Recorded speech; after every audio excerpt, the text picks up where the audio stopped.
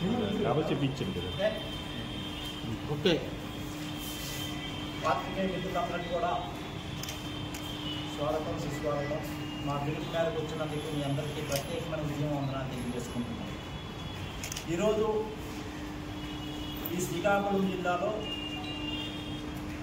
Press meet పెట్టడానికి ముఖ్య కారణం, ఈరోజు 2024 ఎన్నికల్లో ఆదివాసులంతా ఏకమై ఒక 3 అసెంబ్లీ నియోజకవర్గాల నుండి అలాగే శ్రీకాకుళం జిల్లా పార్లమెంటుకు కూడా పోటీ చేస్తున్నామని ఈ సందర్భంగా మీ ద్వారా తెలియజేయడానికే ఈరోజు ఈ ప్రెస్ మీట్ పెట్టడం జరిగింది.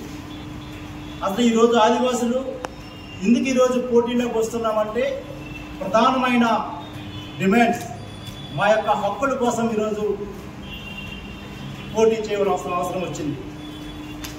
జిల్లాల విభజన ఈ ప్రభుత్వాలు చేశాయి. జిల్లాల విభజన చేసిన తర్వాత కనీసం శ్రీకాకుళం జిల్లాకి ఐటీడీఏ పెట్టాలని కానీ ఈ ప్రభుత్వాలకు కానీ ప్రతిపక్షాలకు కానీ కనీసం ఆలోచన చేయకుండా విభజన చేసి ఆదివాసులకు అన్యాయం చేశాయి. ప్రతి జిల్లాకు కూడా ఒక ఎస్టీ కాన్స్టిట్యున్సీ ఉండాలని రాజ్యాంగంలో చెప్తా ఉంటే కనీసం శ్రీకాకుళం జిల్లాలో ఒక ఎస్టీ కాన్స్టిట్యున్సీ కానీ ఒక ఎస్సీ కాన్స్టిట్యున్సీ కూడా లేకుండా ఈ ప్రభుత్వాలు చేశాయి. అంతేకాకుండా దశాబ్దాల కాలం నుండి ఈరోజు శ్రీకాకుళం కలెక్టర్ కార్యాలయంలో నకిలీ సర్టిఫికేట్లతో సుమారుగా 2000కు పైగా ఉద్యోగాలు చేస్తూ ఉంటే మేము చెప్పిన లెక్కలు కావాలి. స్వయంగా డిఎల్ఎల్సిలో డిస్ట్రిక్ట్ స్టేట్ న్యూక్లియర్ కమిటీ ద్వారా వాళ్ళు చెప్పిన నివేదికే వాళ్ళ దగ్గరే సుమారుగా 2000కు పైగా నకిలీ ఉద్యోగాలు చేస్తూ ఉన్నారు.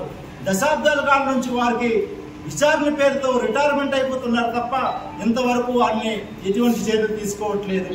అదేవిధంగా శ్రీకాకుళం జిల్లాలో బెంతువరేలు లేరు అని చెప్పి దశాబ్దాల కాలం నుంచి ఆదివాసులు ఉద్యమాలు చేస్తూ ఉన్నాం. మా ఉద్యమాలకి అనేకమైన ప్రభుత్వాలు కమిషన్స్ వేసాయి.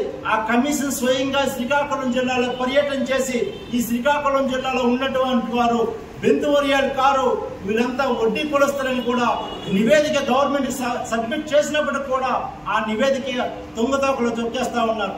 ఇదే 2019 ఎన్నికల్లో జేసీ శర్మ గారికి స్వయంగా ఈ రాష్ట్ర ముఖ్యమంత్రి వారు జగన్మోహన్ రెడ్డి గారు జీవో నెంబర్ 104 ద్వారా జేసీ కమిషన్ గారిని శర్మ గారిని వేస్తే ఆ జేసీ శర్మ గారు స్వయంగా నివేదిక అందజేశారు. ఈ శ్రీకాకుళం జిల్లాలో ఉన్నటువంటి వారు ఎవరు కూడా బెంతువరియాలు లేరు, వాళ్ళంతా వడ్డీ కులస్తులు, బీసీఏగా ఉన్నటువంటి వారు. వాళ్ళు ఇంతవరకు కూడా వాళ్ళకి బీసీఏగా గుర్తించకుండా అన్యాయం చేస్తూ ఉన్నారు.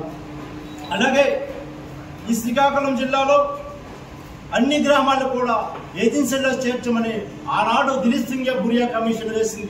ఆ దిలీప్ సింగ్ బురియా కమిషన్ ప్రకారంగా సుమారుగా శ్రీకాకుళం జిల్లాలో 210కి పైగా ఆదివాసీ గ్రామాలు షెడ్యూల్ ఏరియాలో చేర్చమని నివేదికిస్తే ఈ రోజు వరకు కూడా ఈ యొక్క ప్రభుత్వాలు పట్టించుకునే పరిస్థితి లేదు.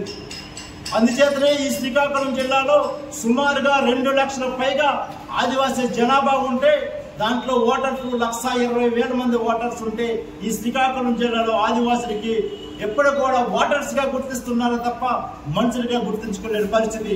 ఈరోజు 76 సంవత్సరాలు స్వతంత్ర భారతదేశంలో ఈ రోజు వరకు కూడా డోలీలు మోసుకొని ఈ రోజు వరకు కూడా ఆదివాసులు వైద్యం అందకుండా రోడ్డులు లేకుండా పరిస్థితి చేస్తున్న పరిస్థితి ఈ యొక్క ప్రభుత్వాలు కాదా అని సందర్భంగా తెలియజేస్తా ఉన్నాను. అందుచేతనే మేము కూడా రాజ్యాంగం చదువుకున్నాం. మేము కూడా డాక్టర్ బిఆర్ అంబేద్కర్ ఏదైతే ఓటు హక్కుతోనే రాజ్యాంగం నువ్వు తీసుకోగలుగుతావు, పొందగలుగుతావని డాక్టర్ బిఆర్ అంబేద్కర్ చెప్పారు. అందుచేతనే మేము కూడా ఈ 2024లో పార్లమెంట్ అభ్యర్థిగా నేను పోటీ చేస్తున్నాను. అలాగే పాతపట్నం నియోజకవర్గంలో ఉన్నటువంటి ఒక క్యాండిడేట్ త్వరలో మేము ప్రకటించబోతున్నాము. అలాగే పలాస నియోజకవర్గానికి కూడా ఒక అభ్యర్థిని ప్రకటించబోతున్నాము. అలాగే నర్సంపేట నియోజకవర్గానికి కూడా 2 రోజుల్లో ప్రకటించిన నామినేషన్ కూడా వేస్తున్నామని మీ ద్వారా ఈ ప్రజలకు తెలియజేస్తా ఉన్నాను. ఆదివాసులందరూ కూడా మన హక్కులు రక్షించుకోవాలంటే, మన మనుగడను రక్షించుకోవాలంటే తప్పనిసరిగా మనం పోరాటం చేసిన అవసరం ఉన్నది.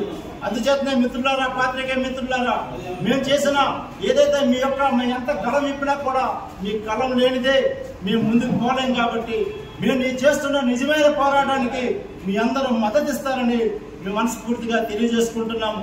చూస్తున్నారా, ఈ రోజు వరకు కూడా డోలీల వ్యవస్థతోనే మోసుకొని వెళ్తా ఉన్నారు తప్ప ఎక్కడొకటి ఏ ప్రభుత్వాలు కూడా కనీసం రోడ్డు వేయాలని ఆలోచన, కనీస మద్దతు రోడ్డు వేయాలి, వాళ్ళకి వైద్య సదుపాయం అందించాలని కూడా ఆలోచన లేని ప్రభుత్వాలు కోట్ల రూపాయలు ఖర్చు పెడతామని చెప్తా ఉన్నారు. ఎక్కడైనా ఆదివాసులకి నీరు కూడా అందించలేని పరిస్థితి. ఇప్పుడు కూడా చూస్తాం, వేసవికాలం వచ్చింది. ఈ వేసవికాలంలో నీరు కూడా అందలేని పరిస్థితి ఆదివాసీ గ్రామాలకు ఉన్నాయి. ఈ ప్రభుత్వాలకి 76 సంవత్సరాల్లో ఆదివాసులకి ఏ ప్రభుత్వం ఏం చేసిందని చెప్తా ఉన్నాం. ఈ రోజు అందుచేతనే పార్లమెంట్ లో బరిలో దిగి ఆదివాసులమంతా ఏకమై ఈ యొక్క ప్రభుత్వాలకి, ఈ యొక్క రాజకీయ పార్టీలకి సరైన బుద్ధి చెప్పడానికనే మేము ఈ సందర్భంగా తెలియజేసుకుంటాం. నా పేరు వాబియోగి, ఆదివాసీ సంక్షేమ పరిషత్ రాష్ట్ర ఉపాధ్యక్షుని.